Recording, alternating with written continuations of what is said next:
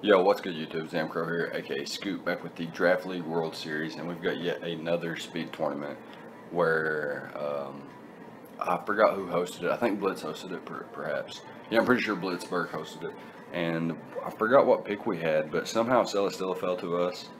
Perhaps we had a higher pick, perhaps we didn't. I'm not real sure. Anyways, we managed to grab Celestilla, Zardex, Clefable, Nidoqueen, Decidueye, Thunderous Therian, and our boy Ditto. Didn't pick 8 months, actually ran out of points because of our first 3 picks being so expensive, and then grabbing that Thunderous Therian didn't help much either. So yeah, really fun squad. We've got Z Celestilla, Z Thunderous Therian, can use any Z moves outside of Omni boosting and Evasion boosting. And yeah, the squad looks fun, so we can go ahead and hop into the, I think we had a bye round 1, but there was like 14 people or so. We had this weird looking bracket, and we'll just hop into our battles and cover them. So let's go ahead and hop into game 1. Alright, so for game 1, we're facing off against Sacred Wings, and he had actually a pretty scary squad. He had Mega Lopunny, which he didn't bring, Huron Black, which is a potential Z-move user that he did bring, Slowbro, Florges, Registeel, Salazzle, Toxapex, which he didn't bring, and the Torterra. So looking at a squad, he's got 2 potential Stealth Rock users, being Torterra and the Registeel. Huron Black and Salazzle are phenomenal Life Orb breakers. I think they're really solid, and they complement each other really well. Salazzle being able to resist, fighting types, and Merc fairy types for Huron Black able to beat down water types and things like that, and ground types that could otherwise threaten Salazzle. So he's got a really scary squad. He's got Florges there, which could potentially be a Wish Passer, and like I mentioned, 2 potential Stealth Rock users. And I felt like, well, we'll talk about our squad just a little bit. We didn't bring Decidueye in this matchup. Every time we have a battle with the 7-mon squad, there's only going to be 1 mon left out, which is pretty cool. So we've got a leftover Celestilla, which is kind of here to semi-check a Huron Black, and I guess Mega Lopunny. Like, Mega Lopunny is a pretty big threat, but I do have Clefable as well, so he didn't even bring Mega Lopunny, so it's a non-issue. He can't, like, if Salazzle is a choice mon, he can't lock himself into a poison type move with Celestilla still around, so that's really nice. Unless, or for that matter, Nidoqueen's still around. Anyways, Celestilla is max HP, max defense, impish nature, leech seed, protect, heavy slam, and earthquake. Heavy slam there just for general stab, earthquake there for the Salazzle and the Registeel. It's super effective damage. Able to click leech seed versus pretty much the majority of his squad. I think he brought the Torterra just so that I couldn't spam leech seed, which is actually a really nice bring, and probably his Stealth Rocker. Next up, we've got a Jolly Charizard, which is max attack, and I got a little bit of HP investment, but not much. This is more of a setup and win kind of thing. When this thing sets up, it should just win. So what I need for that to happen is for Charizard, or excuse me, for the Slowbro to be weakened, or at least a little bit whittled. Next up, we've got a Clefable, which is an unaware set, and my designated check to Mega Lopunny. If it's Cosmic Power, if it's Power Up Punch, whatever it might be, this thing can come in, it doesn't give a hell, and it will click Moonblast. We've got Wish and Protect for longevity, pass wishes into Celestilla, Nidoqueen, even Ditto and Zard, Thunderous Therian, and Nidoqueen. They all appreciate wishes, really. And then our last move is Thunder Wave, and reason being is because he could hard switch into Salazzle on Flamethrowers or Moonblast. Like, I didn't want to bring Flamethrower for Registeel because then Salazzle's an issue, and then I didn't want to bring like Hidden Power Ground for the Salazzle, as it really bounces off Registeel despite being super effective. And yeah, Thunder Wave just gives me a nice way to be able to paralyze something and potentially use para or speed control to my advantage. Next up, we have a Sheer Force Black Sludge Nidoqueen. This is max HP, max Spadef, and it's our switch into Salazzle. We have Protect, Stealth Rock, Ice Beam, and Earthquake. Now the reason we have Protect, not only to scout for things on his entire squad, and to potentially catch some doubles, like if he goes into Florges and I go hard into my Nidoqueen, and then he clicks Protect as I set up my rocks, or I go for a Sludge Wave or something, which I'm not carrying Sludge Wave. But if he wanted to double into Huron Black or double predicting my switch, then I could just protect and be pretty safe there. And like I mentioned, my designated Stealth Rocker, and I've got Earth Power, which is the majority of his squad. I thought about bringing Sludge Wave, but Torterra actually eats one, and Ice Beam does a whole lot more. I'm going to be spamming Earth Power anyway, and I didn't need poison coverage for Florges anyway. It's not that big of an issue to me. Charizard can drop it, Thundurus can set up on it and get some big chip damage off on it, and then Nidoqueen, it doesn't really mind it at all anyway.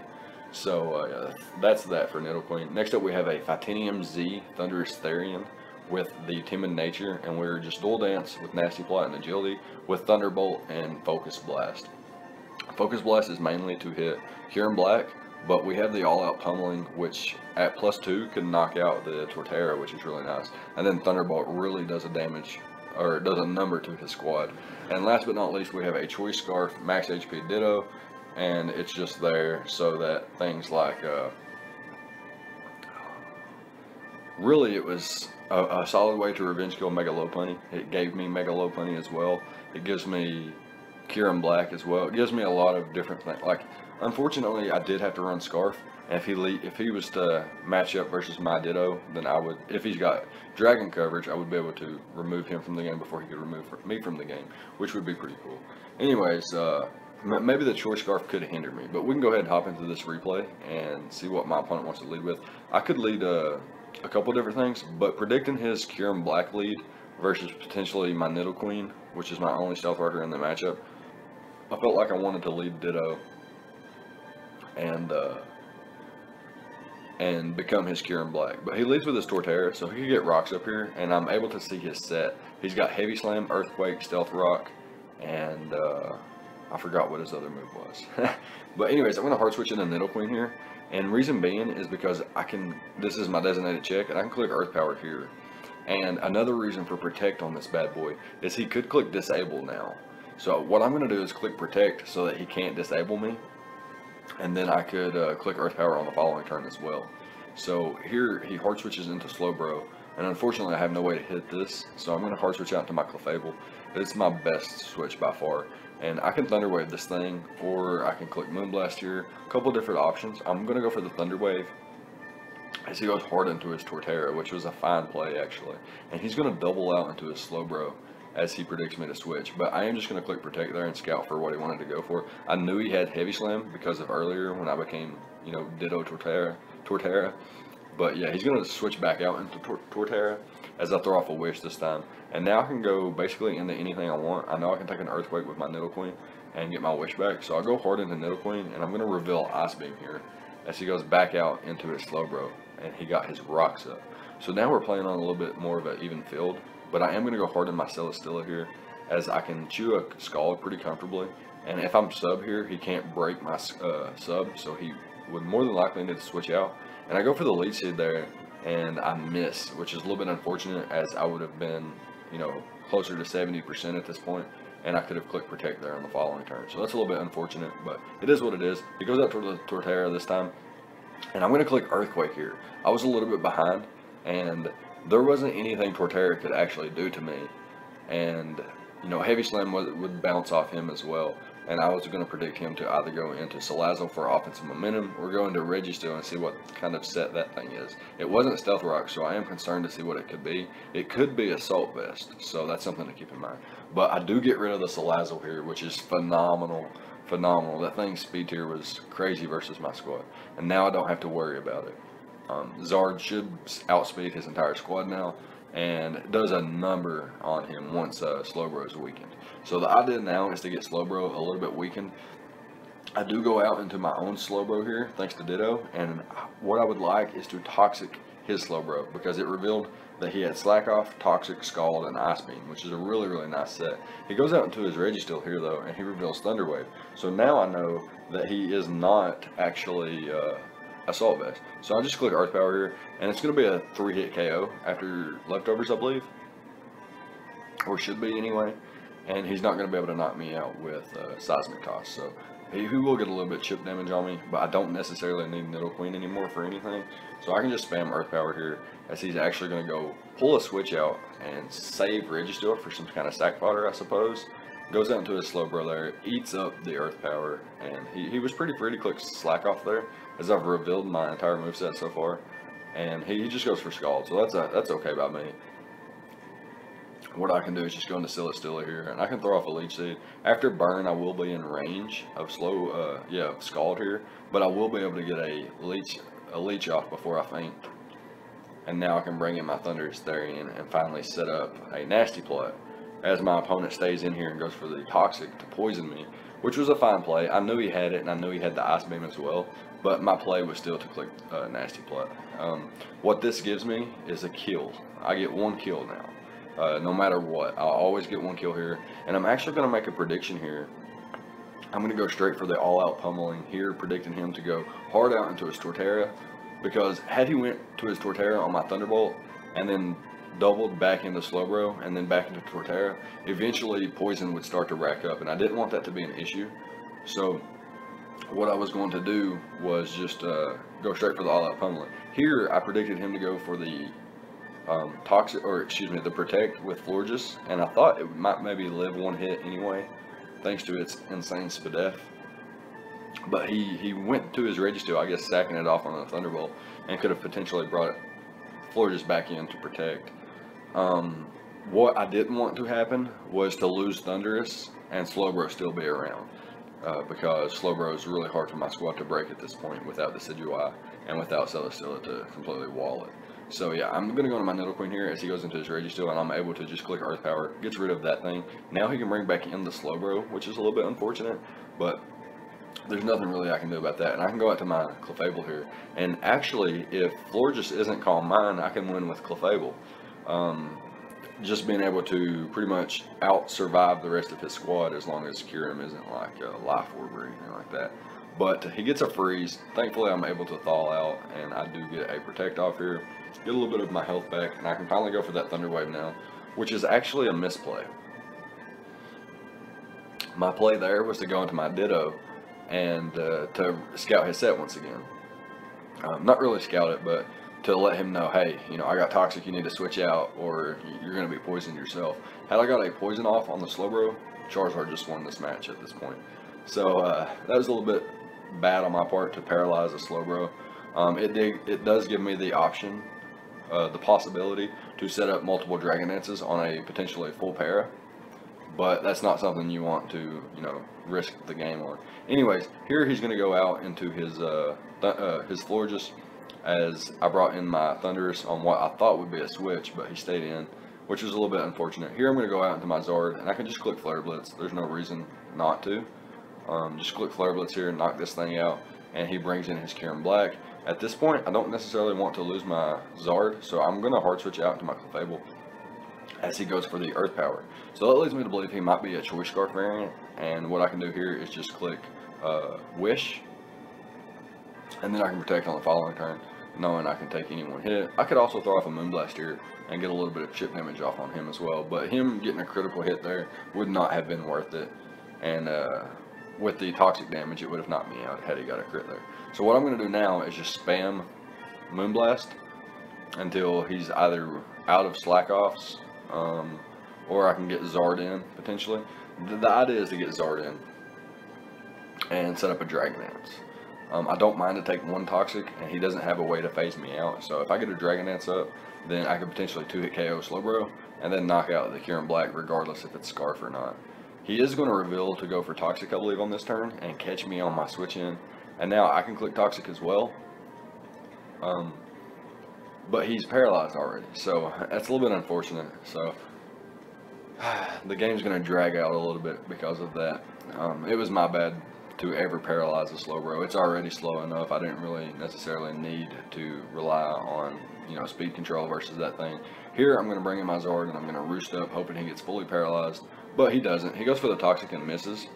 And I don't know if that necessarily matters, because it would have did 6% this turn, and I would have been at 94, and I would have Dragon Danced right here, and then it would have did 12, so I would have been at 82%.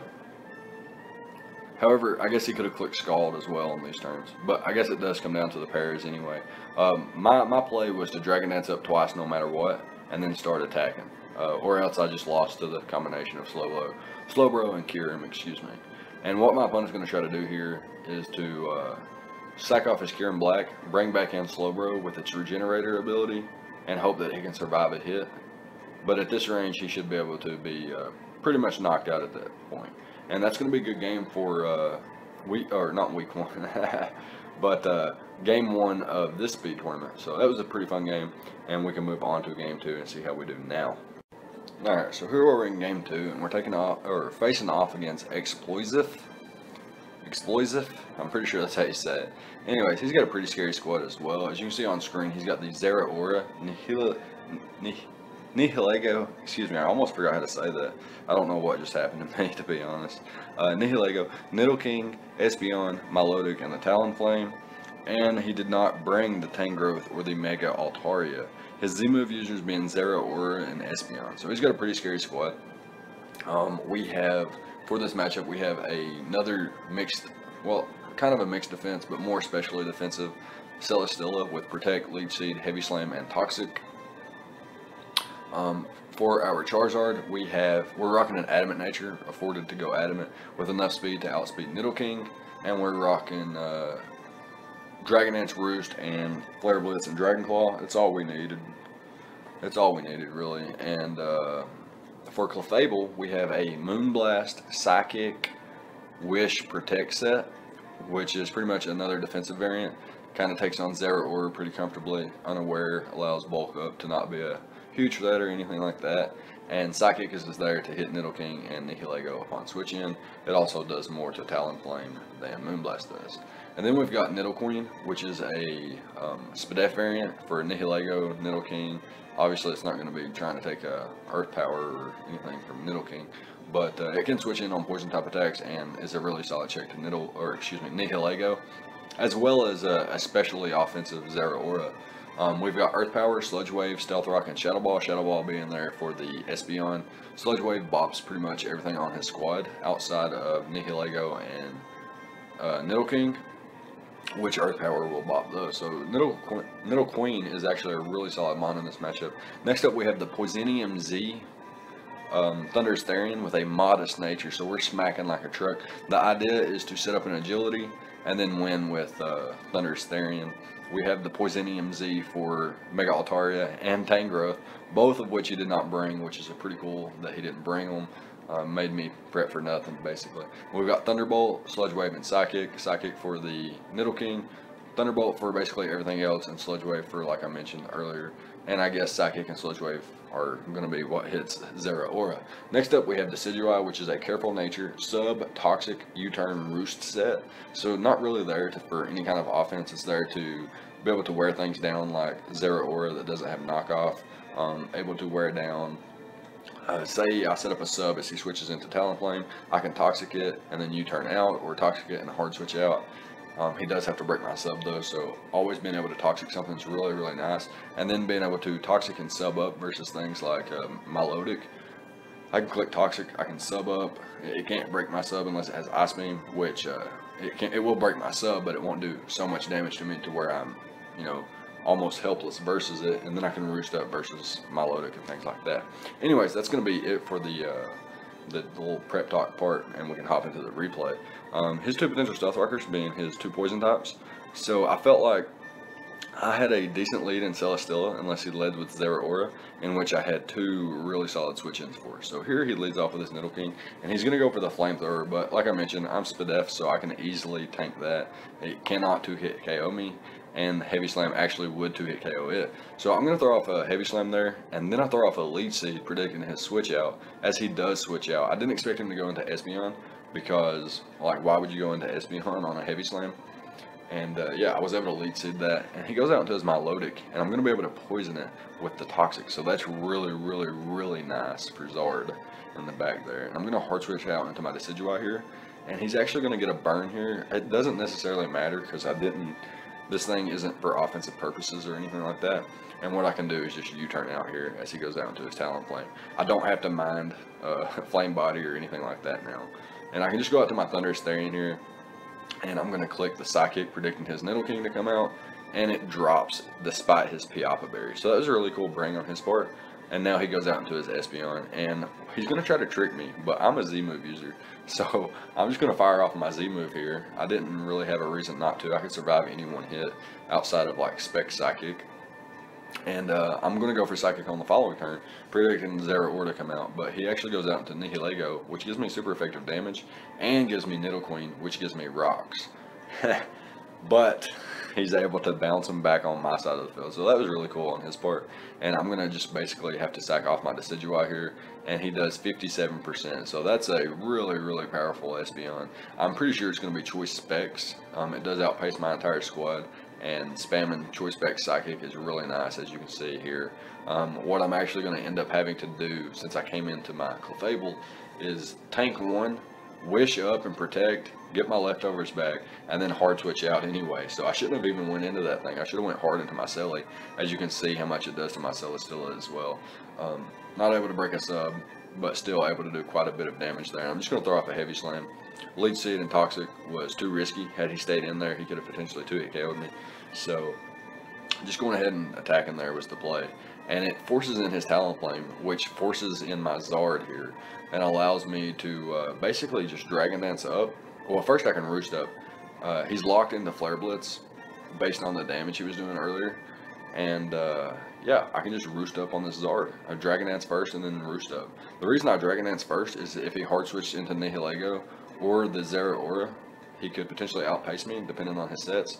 So the Dragon Dance was necessary, and now I got the second Dragon Dance up, so I'm able to just click spam Dragon Claw here, pretty much, which gets rid of the Nihilego, almost knocks out the Milotic. It obviously has to be Marble Scale to survive that, basically a +2 Dragon Claw. And now he's able to bring in his Zeraora here, and he's going to reveal the Dragonium Z. This thing gets Outrage and Dual Chop, I believe, and yeah, he just caught me off guard big time there. I expected to live, and then I don't know if I attacked or clicked Dragon Dance. Either way, I did expect to live. Anyways, he goes out to, or he attacks me there as I get my rocks up, and then he goes out to Talonflame on my ground type attack.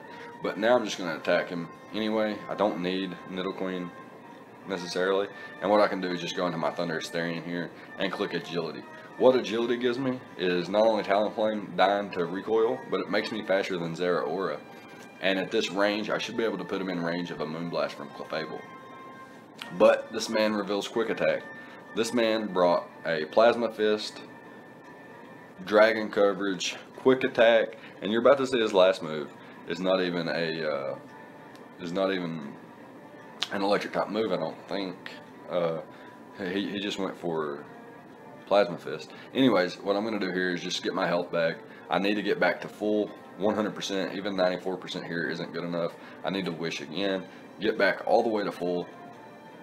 And I have to click Protect here as well. I don't want to mess around with crits. This is win or go home. So I am trying to win this game, and I will do whatever it takes. So here I can just fire up a Moonblast finally. And then on the following turn, I can click Protect. And then click Wish. I could click Wish here as well. But like I mentioned, crits, back-to-back crits or crits at all is just something I don't want to risk at this point of the match. Because I do think I have this one. Like, I don't think he can beat my Clefable at this point. And it might take 2 more Moonblasts. So what I'm going to do is wait until I get back to full again before I attack. It's necessary. Like, I have to, or I could potentially lose, and I'm not trying to lose. So there's that. Throw off a Wish here. I can click Protect one more time. I will be back to full after this turn, and I can finally click Moonblast once again and see if it's going to knock him out. And hopefully it does, so I don't have to deal with this thing or deal with Wishing and Protecting anymore. And we're going to fire off the Moonblast, and it does knock him out. So that's going to be game 2, and we're going to be moving on to game 3 once again. So looking forward to that, and we'll be right back with it. Alright, so here we are with game 3, and we're facing off against Dr. Nibs. And Dr. Nibs has actually a pretty scary squad. As you can see on screen, he's got the Serp, Bronzong, Slowbro, Mega Lopunny, so it's like the second time we faced the Mega Lopunny, and then the Gothitelle and the Skuntank. Threats that he did not bring include Florges and Entei. His Z-move users are Superior and Entei, and he did not bring Entei, so his only potential Z-move user in this matchup is going to be the Serp. And I felt like the idea for his squad would be to trap something like Clefable and Nidoqueen with his Gothitelle, eliminate those threats, and then use Mega Lopunny to win. because of my speed tiers. That was my idea of what he would be using to beat me. So what I built was this squad. I brought a kind of a Spadef Celesteela with Toxic, Leech Seed, Protect, and Heavy Slam. Pretty similar to the sets I've been bringing. I haven't been able to run a Z move on it yet. Just haven't found it, haven't felt it yet.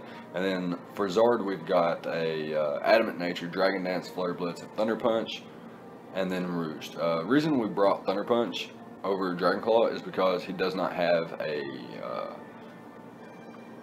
fire resist, so I didn't like need anything outside of Flare Blitz. His only fire resist is Slowbro, and Thunder Punch does way more than Dragon Claw does.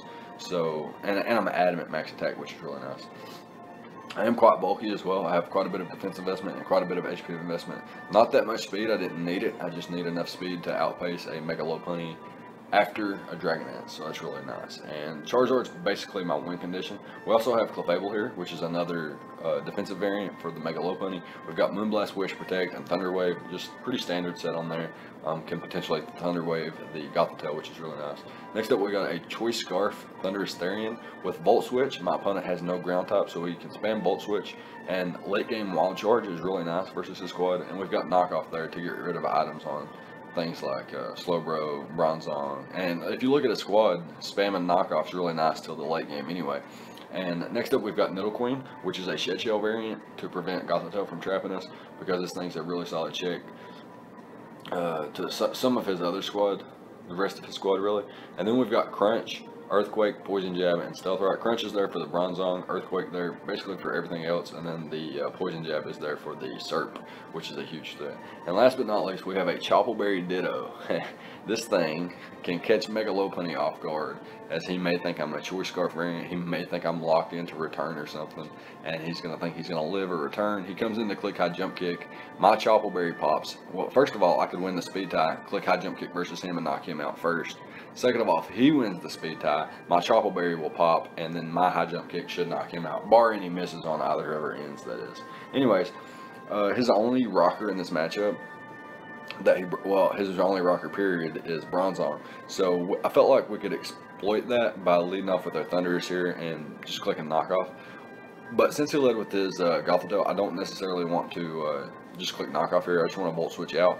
As he goes into his Skuntank, I guess expecting the Dark type move, potentially a Dark Pulse. But I'm going to go straight for a Thunder Punch here, because it would have did enough to knock out the Skuntank.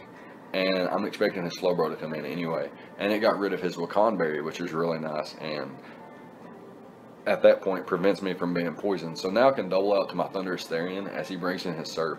And I didn't necessarily want to reveal that I was Scarf, but I went ahead and did it anyway and just Volt Switched out here. As if you went for, piling up Leaf Storms here, it wouldn't really matter. It can't. The boost don't really matter. The most he'll be doing is about 45% anyway. And I'm able to paralyze this thing as well and make it, a whole lot less of a threat. Unfortunately, he is able to go into his Gothitelle here, which allows him to trap me, first of all. But I knew he might have Taunt, so my play was just to click Moonblast. Even if he sets up, my play is to just spam Moonblast here. I don't have any other reason to click any other moves.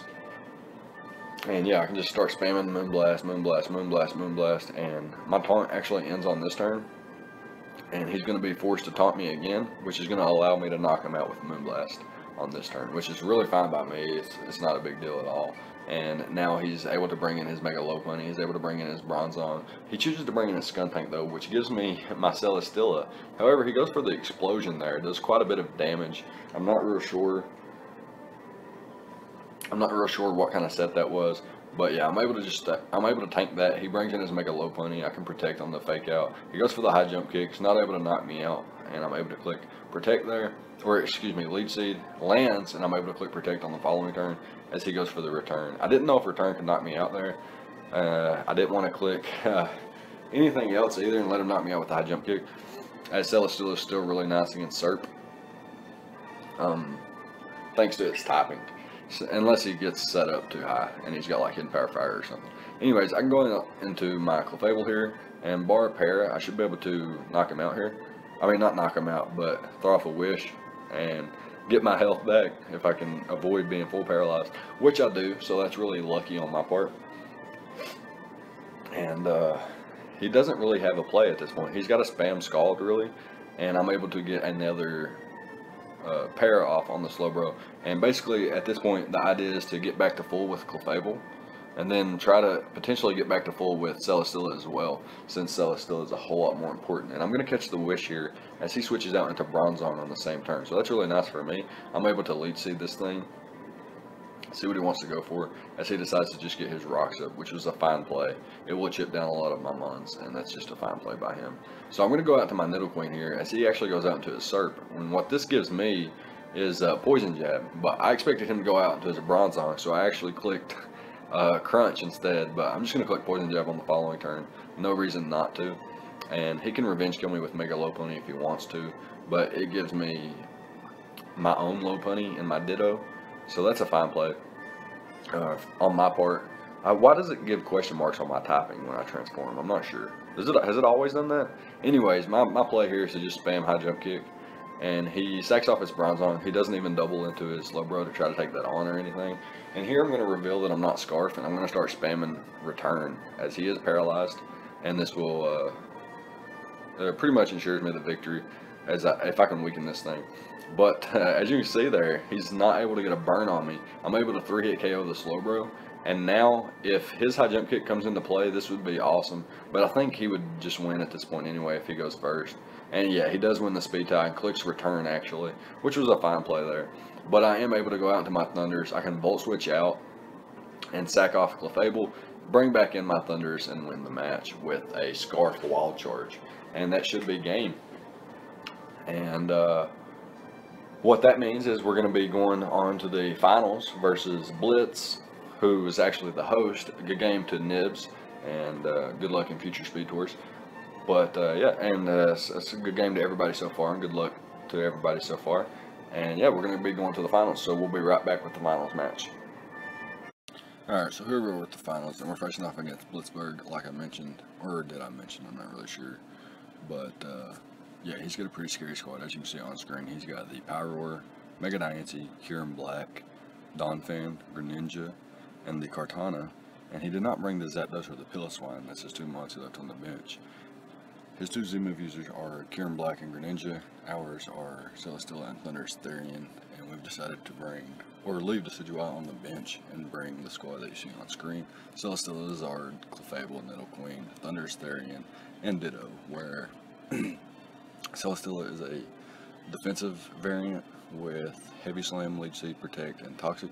Pretty much the standard we've ran all throughout the tour. We could have potentially carried Flamethrower on there for the Kartana, but yeah, decided against it since we have a really fat Charizard. We have a max HP and a little bit of defensive bulk, and we've got enough speed for, what was it?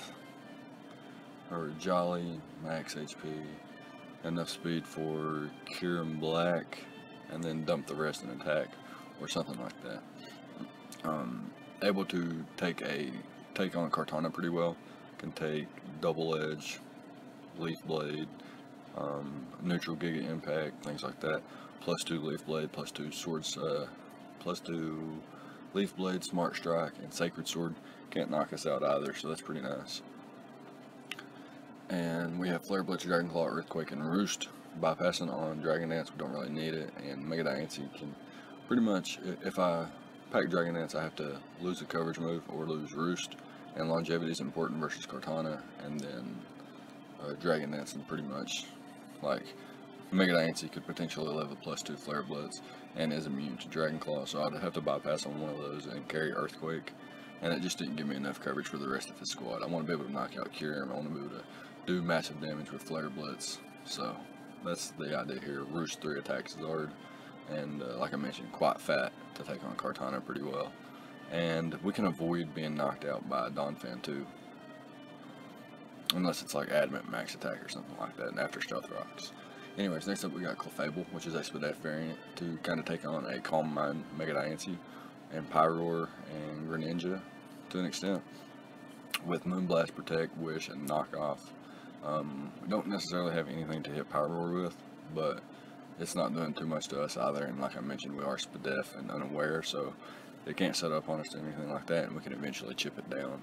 get rid of its item with knockoff, so on and so forth. Next up, we've got a Shukaberry Nidoqueen, which is very SPDF as well. This is kind of our initial response to Mega Diancie, so the Clefable can be used more so for things like Greninja and Kyurem. And we've got Toxic Spikes, Stealth Rock, dual hazards there with Earth Power and Ice Beam. Only coverage we needed, in my opinion. Ice Beam hits the Donphan for nearly super effective damage, and Earth Power does damage to pretty much everything on my opponent's squad outside of the Zapdos, which the Ice Beam would have hit pretty hard. So next up we have Thunderous Therian, which is an Agility Life Orb variant with Thunderbolt, Focus Blast, and Hidden Power Grass. So this thing kind of nukes his squad. If Donphan's gone, Thunderbolt and Focus Blast just go in, and if I can get a late game agility up versus something like Kartana, I can pretty much outpace Greninja and Scarf Kyurem Black, potentially Mega Diancie and Pyroar. So that's the idea there. Get that agility up, use Life Orb to boost my special attack, or my attacks, excuse me, in general, and blast through a squad. And last but not least, we have a Choice Scarf Imposter Ditto to kind of always be able to revenge kill a non-Choice Scarf Kyurem Black, and gives us, like, if he is a set of Calm Mind Mega Diancie or something like that, and he's weakened enough, then my own Ditto could come in, steal his stats, knock him out, and then potentially sweep his squad. So that would be actually pretty cool. And the only way he could revenge kill that would be with like his own Scarf Greninja, or potentially like a Sash or Sturdy Donphan at that point, which could be really good for us. Anyways, alright, so like I was saying, this is our squad, and his only two potential Stealth Rockers are Mega Diancie and the Donphan, but he also has a Spiker, Toxic Spiker, and Greninja, as well as something that could taunt my Rockers. So it's untelling what he could lead with. Greninja's a fine lead by him. We are going to lead Clefable here. I'm going to click Protect and Scout for the Gunk Shot as he reveals U-turn here. So we can basically just click Knockoff here and get rid of an item. We can click Moonblast here. We're going to go for the Knockoff as he goes into the Diancie, and we're just going to spam Moonblast. We don't have a reason not to, as he stays in regular form to stay as bulky as possible and gets his own rocks up. I'm sorry if you guys can hear that. There's a dirt bike or something just went by. Anyways, just knock off this Pyroar's item, and he reveals to be Specs, and after we get rid of its item, we're able to take its attacks pretty comfortably and can wish up. Thankfully, we are very, very SPDF invested and able to tank these hits pretty comfortably. So not too big of an issue at this point. And I can just start wish spamming up and slowly chip this thing down with Moonblast. Eventually it will be in range of dying to a Moonblast, hopefully on a turn that I can catch a wish, which would be really, really, really nice. But here, I'm going to go out to my Zard, and I'm going to try to catch this wish, but I get hit with a critical hit, and this Kartana is going to knock me out. And Charizard was huge for this game. I would have taken like 48% max there. I would have caught the wish, and Clefable's HP stat being higher than Charizard's HP stat, and both of us being max HP, I would have gotten a fat wish back. And it's a little bit unfortunate that I was able to be knocked out there. I would have forced out the Kartana, and I would have been able to roost up as well, and I would have been back to full. And then the following turns that I come in on Stealth Rocks to take hits from Kartana, I would only take 25% from rocks instead of 50%, meaning I would be able to check it a whole lot easier. And here he's going to go out into his Pyroar on my Celesteela as I predict that and catch him with a Toxic, and then I'm able to go for Protect here as he hard switches out to Kyurem Black, which makes a lot of sense. This is a potential Z-move user, so he could be free shock here. I'm going to go for the Heavy Slam, break his sub as he chooses to sub up, and now he's going to go for his Z-move, which is not going to be able to knock us out, and we're going to be able to get some big damage off with the Heavy Slam. And then he hard switches out to Greninja, as basically we just don't want that thing to sub up or anything, so we just spam Heavy Slam at this point. But he goes hard into Greninja here, which is actually going to give us the ability to go into our Ditto, copy his Greninja, and we're going to take a hefty chunk from this damage. Check it out. Does 52%, revealing to be Choice Specs. That's your Choice Specs Greninja there. He goes out into his Donphan as we just U-turn out into Celesteela here, and what we can do is throw off a Leech Seed or a Toxic, or we could Protect. I think Leech Seed is the best play, or Toxic, I guess. But Leech Seed helps us get more health back, so that was the best play in my opinion. As he does go out into Kartana, but he doesn't know if we have Flamethrower at this point, I'm not sure. But he just goes for knockoff, which is a fine play. Knocks off our Sugarberry. He doesn't know if he can knock us out with the following knockoff, so he does decide to switch out as we get our Toxic Spikes up as he goes into Donphan. And what he's going to do here is he's going to Rapid Spin, and he's going to choose to spam Rapid Spin here, as you're going to see. He's going to go for that once again. This time I'm going to click Ice Beam. I'm not sure what he clicked. I didn't want it to knock him out. I just wanted it to get really close, but it was able to knock him out there, so that's a little bit unfortunate, where he's able to Revenge Kill us with Greninja now. And we go out into our Clefable here, throw off a Wish as he goes out into his Kyurem. So I'm not sure what this play was, and he actually roostes on our Protector. So now he goes for the Hone Claws as well, as we're going to spam Moonblast at this point. He can't really do anything. He revealed his Z move to be Free Shock, I believe. So what that means is he has to take it 2 turns to freeze up or whatever, and then I can always Protect on the turn he attacks, so he can never land this versus me, which is really, really nice. And what I can do at this point is just spam and keep trying to get my Celesteela in a position to where I can win this matchup. Hopefully what I can do is get Celesteela back up to a reasonable amount of HP, to where I can kind of maybe take on Greninja as well, because it's the biggest threat to my squad at this point. So I'm going to Protect here as he goes for Surf. And he wasn't confirmed to be Specs. He could have gotten a high roll on the Surf earlier, and depending on his HP investment, he could be potentially in Torrent range. Correct me if I'm wrong on that. But yeah, so the Surf does knock us out here, and we lose Clefable, but we can still, we lose Celesteela, but we can still win. It's possible we can still win. The play is to get the Thunderous Therian in on a Kartana locked into Smart Strike, and that's the general idea at this point. So what he's going to do is go into his Niantic and try to weaken me, which isn't the play in my opinion. Because this gives me just free Moonblast. He does go into his Kartana, takes a hefty chunk from Moonblast, as you can see there, and Smart Strike's actually able to OHKO us, despite being max HP. And here we're going to go into Thunderous Therian and try to set up on him, and if we can't set up on him and survive one hit, then he's going to knock us out and go to +2, and now Ditto can potentially win this matchup if we can, if Greninja doesn't have Water Shuriken, and we get a good roll here on our attack, we could potentially knock this thing out with Smart Strike. But we get one of the lowest rolls, and he's able to survive and knock us out, and Blitzberg is going to be able to win this tournament. And that's going to be a little bit unfortunate, because my Charizard could have been a big help versus this Kartana, and the Pyroar even, so that could have been really nice. But it is what it is, and Blitzberg's a fine player, so credit to him. And yeah, good game, dude. Let me know what you guys thought about the tournament, and prep and plays on both sides of the field. Leave a like, comment, and subscribe, all the good stuff, and I'll see you guys next time. Thank you for watching.